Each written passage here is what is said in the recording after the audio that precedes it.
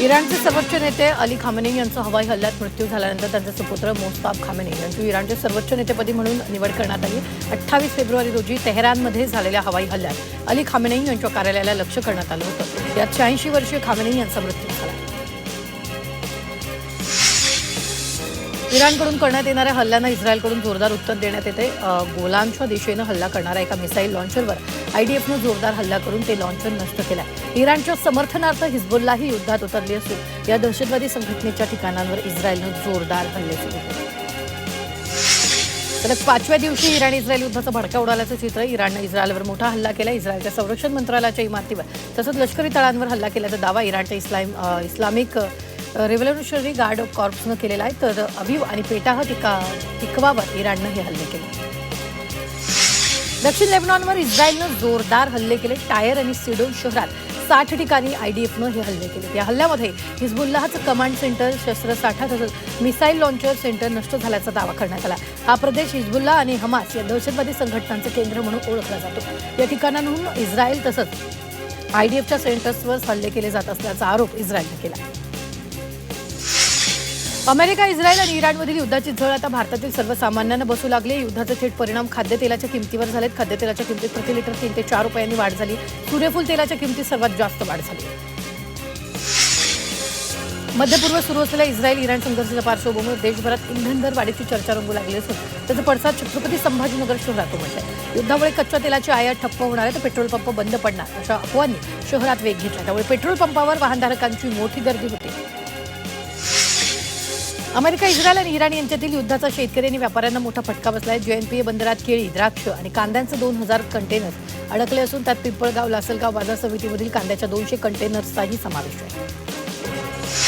निजामपूर महानगरपालिकेचे महापौर नारायण रतन चौधरी यांनी महापौर दालनाचं उद्घाटन केलं।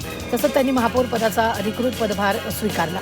यावेळी मोठ्या प्रमाणावर नगरसेवक, कार्यकर्ते आणि नागरिकांनी नारायण रतन चौधरी यांचं स्वागत केलं।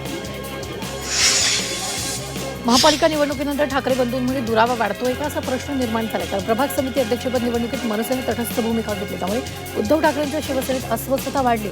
स्वीकृत नगरसेवक पद दिलं नाही म्हणून प्रभाग समितीवर समाधान मानणार नाही अशी भूमिका मनसेने घेतली। कल्याण डोंबिवली महापालिका मुख्यालयाबाहेर डॉक्टर, नर्सिंग स्टाफ, इतर आरोग्य कर्मचाऱ्यांनी ठिय्या आंदोलन केले। 4 महिन्यांचा पगार थकीत असल्याचा आरोप करत प्रशासनावर संताप करण्यात आला। जवळपास 300 कर्मचारी या आंदोलनात सहभागी झाले असून आरोग्य सेवेवर याचा गंभीर परिणाम होण्याची शक्यता आहे। म्हाडाच्या 118 घरांची आजपासून विक्री सुरू झाली आहे। प्रथम येणाऱ्याला प्रथम प्राधान्य योजनेअंतर्गत अनामत रकमेसह अर्ज भरण्याच्या प्रक्रियेला सुरुवात झाली। अनामत रकमेसह अर्ज भरल्यानंतर 48 तासाच्या आत अर्जदारानं घराच्या विक्री किमतीच्या 10% रक्कम भरणं बंधनकारक, अन्यथा घरावरील दावा संपुष्टात येणार असून भरलेली अनामत रक्कम जप्त होणार आहे।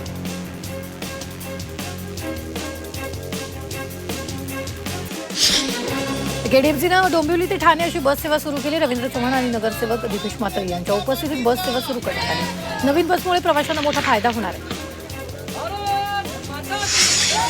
रेल्वेच्या हार्बर मार्गावरील छत्रपती शिवाजी महाराज टर्मिनस ते गोरेगाव लवकरच एसी लोकल सुरू करण्याची तयारी होते। येत्या काही महिन्यात मध्य रेल्वेला नवीन एसी रेक उपलब्ध होणार असून त्यापैकी एक रेक या मार्गावर चालवण्याचा प्रस्ताव लवकरच वरिष्ठ सादर करणार।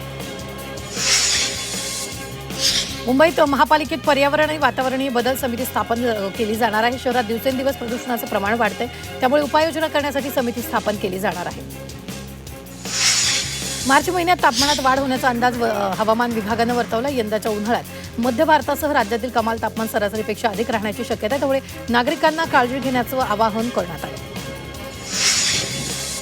धुलीवंदनाच्या उत्सवात मोठ्या ठिकठिकाणी अनेक जण जखमी झालेत। काल 18 जणांना रुग्णालयात दाखल करण्यात आले। डोळ्यात रंग गेल्यानं, पाण्याच्या फुग्यांचा फटका बसल्यानं तर काहींच्या त्वचेवर पुरळ आल्यानं रुग्णालयात दाखल करण्यात आले। मुंबईत एटीएसनं कारवाई केली आहे। कुर्ला, शिवाजीनगर आणि गोवंडेत छापेमारी करत 3 तरुणांना ताब्यात घेतले। हे तरुण बंदी घातलेल्या पाक पुरस्कृत विविध दहशतवादी संघटनांच्या संपर्कात असल्याच्या संशयावरून ही कारवाई करण्यात आली। राज्य परिवहन विभागानं अत्याधुनिक रडार यंत्रणा सुरू केली आहे। त्या आधारे नियम मोडणाऱ्या वाहन चालकांवर कारवाई केली जाते।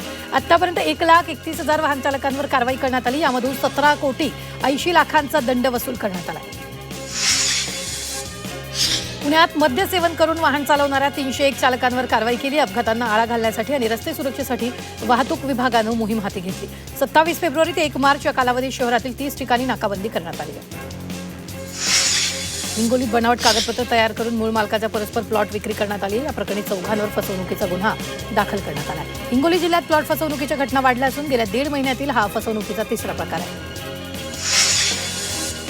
माजी मंत्री बाबा सिद्दीकी याच्या हत्येच्या गुन्ह्यात बिल्डर लॉबीचा कोणताही संबंध नसल्याचं मुंबई पोलिसांनी स्पष्ट केलं. या संदर्भात पोलिसांनी उच्च न्यायालयात प्रतिज्ञापत्र दाखल करत हे आरोप फक्त संशयावर आधारित असल्याचं सांगितलं.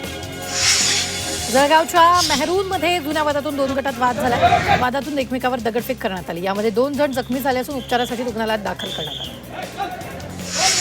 नाशिकच्या सातपूरमध्ये पतीनं पत्नीचा छळ केला. व्यवसाय करण्यासाठी माहेरून 50 लाख रुपये आणावेत म्हणून पतीनं विवाहितेला शारीरिक आणि मानसिक त्रास देऊन शिवीगाळ करत मारहाण केली. या प्रकरणी पतीविरोधात गुन्हा दाखल करण्यात आला.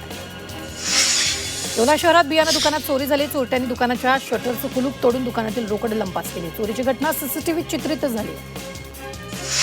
सोलापूरमध्ये दुचाकी चोरट्याला अटक केली. त्याच्याकडून 15 दुचाकींसह 4,45,000चा मुद्देमाल जप्त करण्यात आला. चोरटा ग्रामीण भागात जाऊन केवळ 5 ते 10 हजारात दुचाकीची विक्री करत असल्याचा प्रकार समोर आला.